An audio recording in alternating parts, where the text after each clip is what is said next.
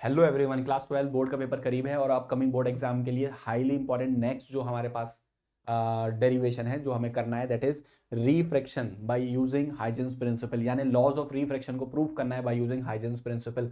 अब तुम्हें याद हो लॉज ऑफ रिफ्रैक्शन हमारे पास दो होता है, incident ray, refracted ray, normal line same plane, और दूसरा स्नेल्स लॉ हमें प्रूव करना है sine i by sine r is equal to n2/n1। तो चलो अब क्लास यहाँ पे दो तरह के केस पॉसिबल हैं। हो सकता है ray of light rare medium से डेंसर मीडियम जा रही हो, या ray of light denser medium से रेयर मीडियम जा रही हो, तो वो हम पेपर में पढ़ के पता लगा लेंगे, और कुछ भी नहीं बोला हो तो हम कोई सा भी कर सकते हैं। तो हम यहाँ पर करने जा रहे हैं rare medium to denser medium. So light is travelling from rare medium to denser medium and we are going to prove laws of refraction. तो चलो बच्चों स्टार्ट करते हैं। डायग्राम पे थोड़ा सा टाइम लगाएंगे, क्यों? क्योंकि डायग्राम ही इंपॉर्टेंट है इसमें, क्योंकि डायग्राम से ही डर लगता है हम लोगों को। ठीक है, तो चलो डायग्राम बनाते हैं। तो डायग्राम के लिए क्लास सबसे पहले हम लोगों ने एक सरफेस बना लिया जिसका नाम रख दिया हमने एक्स वाई। थोड़ा सा सरफेस सीधी लाइन बना लेते हैं। हमने क्या नाम रख दिया इसका? X Y. अब हमारे पास ये जो एक्स वाई सरफेस है, लाइन नहीं है, सरफेस ऐसा। ठीक है, तो बच्चों ये जो हमारा एक्स वाई सरफेस है ये कहलाता है रिफ्रैक्टिंग सरफेस। रिफ्रैक्टिंग सरफेस, तो यहाँ पे बच्चों हमारे पास जो एक्स वाई आ गया, that is X Y is our refracting surface. ठीक है सर। उसके बाद क्लास हम लोगों ने बोला यहाँ हमारे पास मीडियम 1 है, रिफ्रैक्टिव इंडेक्स n1, यहाँ मीडियम 2 है, रिफ्रैक्टिव इंडेक्स n2, और ये वाला हमारा मीडियम मतलब n1 कम है, n2 ज्यादा है, तो ऑब्वियस बात है ये रेयर मीडियम होगा और ये हमारा कैसा हो जाएगा? Denser medium. ठीक है सर, तो ये हमारे पास रेयर मीडियम है this side, and this side we have denser medium D.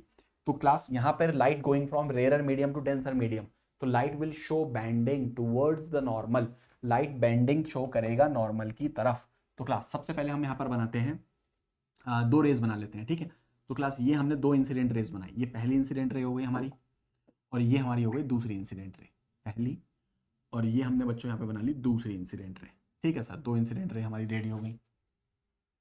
मजा नहीं आया क्लास, और सा इसको ऐसे बनाते हैं। ये पहली इंसिडेंट रे हो गई हमारे पास, और बच्चों ये हमारी हो गई दूसरी इंसिडेंट रे, थोड़ी सी ऐसे। ठीक है ना, तो क्लास ये हमारे पास दो इंसिडेंट रे हो गई, दिस इज फर्स्ट वन। ठीक है sir, and this is second one.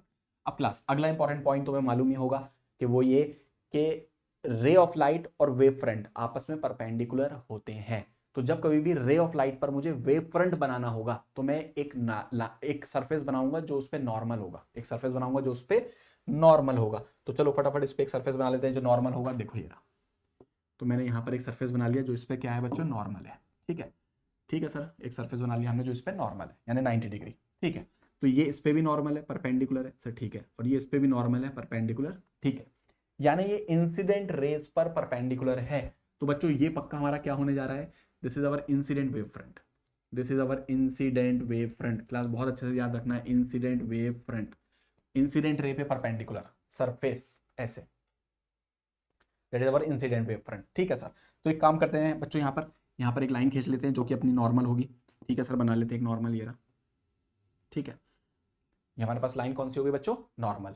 ठीक है, अब सर यहाँ से आगे चलते हैं। अब देखो लेट से यहाँ पर हमारे पास जो टाइम दे रखा है वो t0 है, दिस इज अवर टाइम 0, और इस वेव फ्रंट पे लाई करने वाला हर point act as a new source of disturbance. This is the Huygens principle, कि किसी भी वेव फ्रंट पे लाई करने वाला हर point act as a new source, यानी यहां से भी न्यू वेव्स डेवलप हो रही हैं, ये आगे की तरफ जा रही है रे ऑफ लाइट, और यहां से भी न्यू वेव्स डेवलप होंगी, इस मीडियम में भी होंगी, लेकिन हमें तो रिफ्रैक्शन करना है, तो हमें इस पॉइंट से इस मीडियम में देखना है।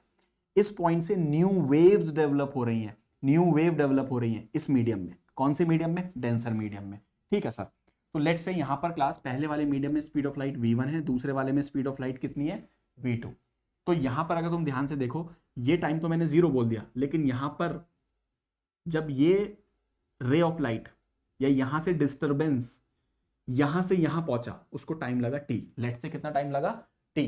तो ये डिस्टेंस कितना चला होगा सर? बहुत ही सिंपल है, v1 इंटू टी। सर ये v1 इंटू टी क्यों करा? क्योंकि डिस्टेंस बराबर स्पीड इंटू टाइम, और ऊपर वाले मीडियम में स्पीड कितनी है? v1, टाइम कितना दिया? t, तो ये डिस्टेंस भी कितनी? v1 into T. बहुत बढ़िया। तो टी टाइम में जो इस पॉइंट से डिस्टर्बेंस होगा वो यहां पर भी तो कुछ चलेगा ना? बिल्कुल चलेगा सर, यहां पर इस पॉइंट से जो डिस्टरबेंस होगा टी टाइम में कुछ चलेगा, डिस्टेंस बिल्कुल चलेगा। या फिर यहां से जो हमारी सेकेंडरी वेवलेट्स डेवलप हो रही हैं तो उसको बनाते हैं। तो उसको बनाने के लिए यहां पे डिस्टेंस कितना चला है v1t, तो यहां पे भी क्या v1t चलेगा? नहीं सर, यहां पे तो रफ्तार v2 है, यहां रफ्तार कम है क्योंकि डेंसर मीडियम है, और डेंसर मीडियम में रफ्तार कम होती है बच्चों, डेंसर मीडियम में रफ्तार कम होती है। तो इसका मतलब यहां पर जो डिस्टेंस चलेगा वो v1t से थोड़ा कम होगा, v1t से क्या होगा? कम होगा। तो हम एक काम करते हैं, यहां पर एक आर्क बना लेते हैं, हमें यहां पर एक आर्क बनानी है, लेकिन आर्क बनाते वक्त इस बात का ध्यान रखना है बच्चों कि डिस्टेंस v1t के बराबर होगी या v1t से कम होनी चाहिए दूसरे मीडियम में।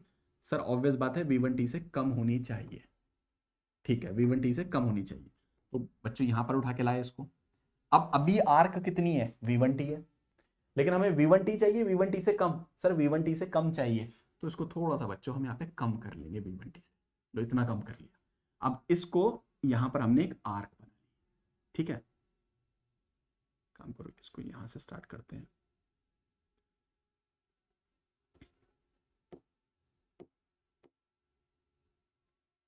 ये बच्चों एक हमने आर्क बना लिया यहां से, ठीक, ये रही, ठीक है। अब इसके बाद बच्चों यहां पर ये जो हमने आर्क बनाई, ठीक है, अब क्लास यहां पे ध्यान से देखो, यहां से जो वेव होगी रिफ्रैक्टेड रे, बल्कि काम करो, ये जो आर्क बनाई इस पे अब एक हम टेंजेंट प्लेन बनाएंगे, इस आर्क पे क्या बनाएंगे? टेंजेंट प्लेन बनाएंगे, और वही टेंजेंट प्लेन हमारा न्यू वेव फ्रंट होगा। याद है सेकेंडरी वेवलेट्स हाइजेंस प्रिंसिपल, उसके फॉरवर्ड डायरेक्शन में बनाया गया tangent plane is our new wave front. तो यहां पे जब हम बच्चों न्यू वेव फ्रंट बनाएंगे, चलो उसको ब्लू कलर से बना लेते हैं, न्यू वेव फ्रंट। इस पॉइंट से यहां पर हमें एक टेंजेंट ड्रॉ करना है, इस पॉइंट से बच्चों में यहां पे क्या ड्रॉ करना है? एक टेंजेंट सरफेस, ये रहा, ये टेंजेंट। क्लास थोड़ा इस पॉइंट से शुरू होना चाहिए, बन जा भाई, बन गया, ठीक है ना। तो ये जो टेंजेंट बनाया हमने ब्लू कलर से, तो ये हमारा न्यू वेव फ्रंट है।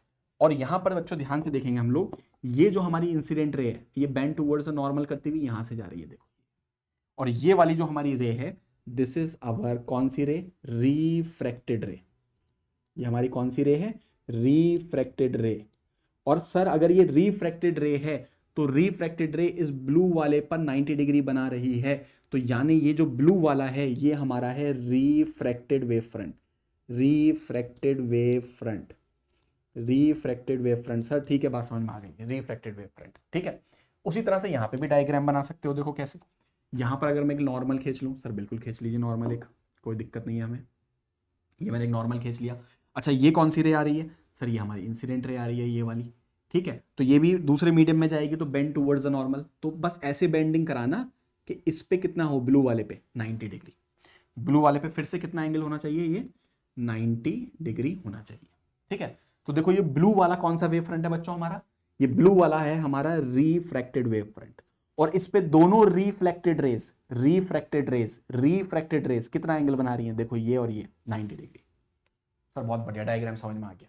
और इस बात का भी ध्यान रखना है, देखो यहां डिस्टेंस ज्यादा है क्योंकि रेयरर मीडियम में जो लाइट चलेगी वो ज्यादा चलेगी टी टाइम में, और यहां पे जो डिस्टेंस बनाई है थोड़ी छोटी बनाई है इसके कंपैरिजन में, देखो क्यों?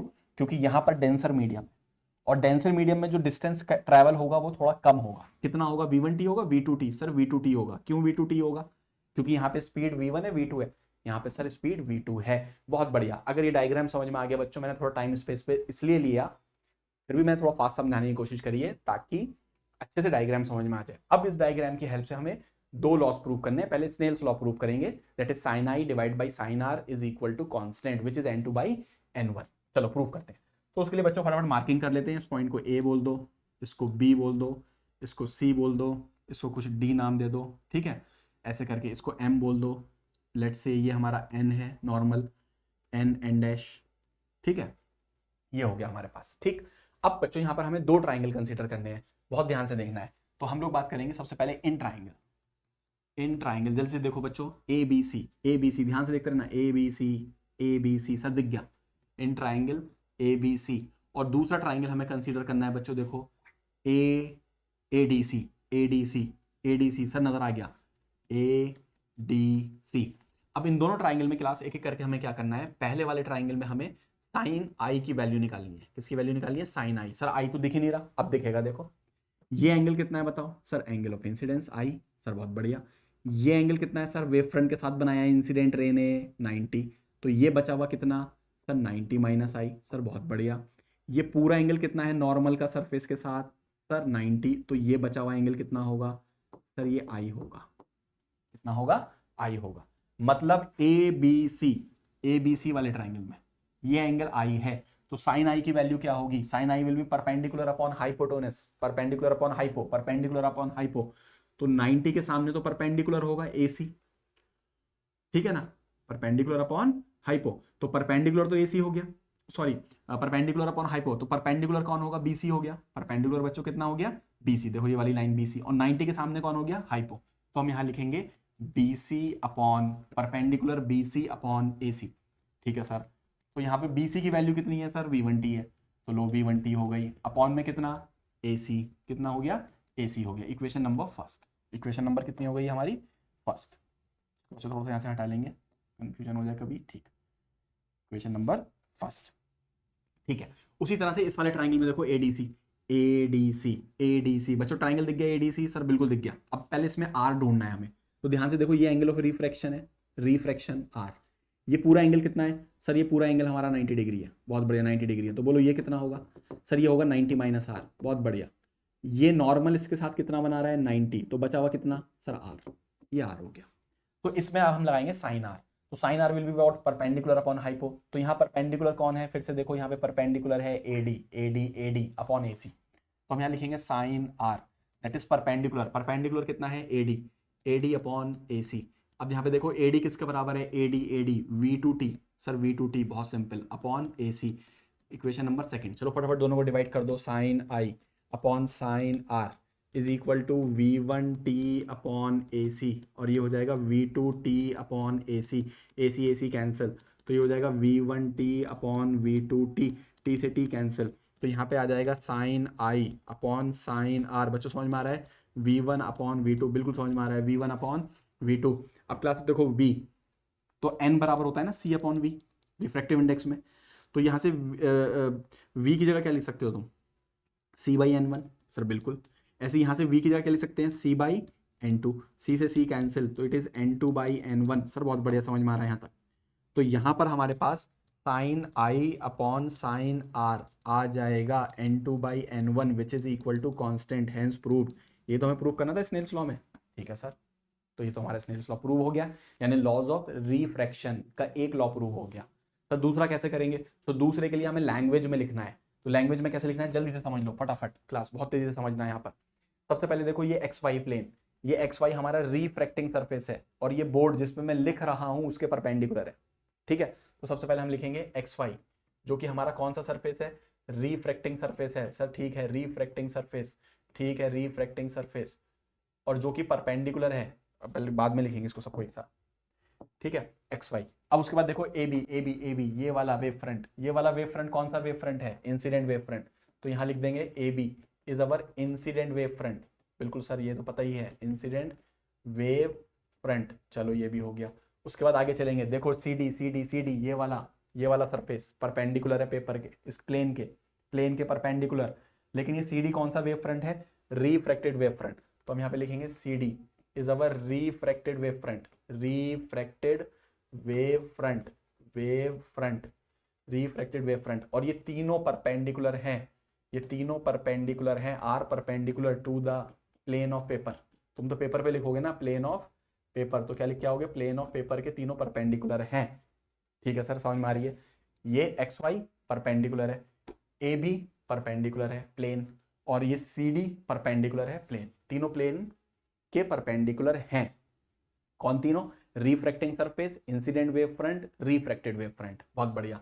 उसके बाद ध्यान से देखो ये जो इंसिडेंट रे है एम ए, ये ए बी पर पी परपेंडिकुलर है, देखो M A incident ray, incident wave front पे परपेंडिकुलर है, तो अब इस बात को लिखो, ये क्या लिखोगे, एम ए कौन सी रे है, इंसिडेंट रे, वो परपेंडिकुलर किसके है, ए बी के, सर ठीक है पहली बात।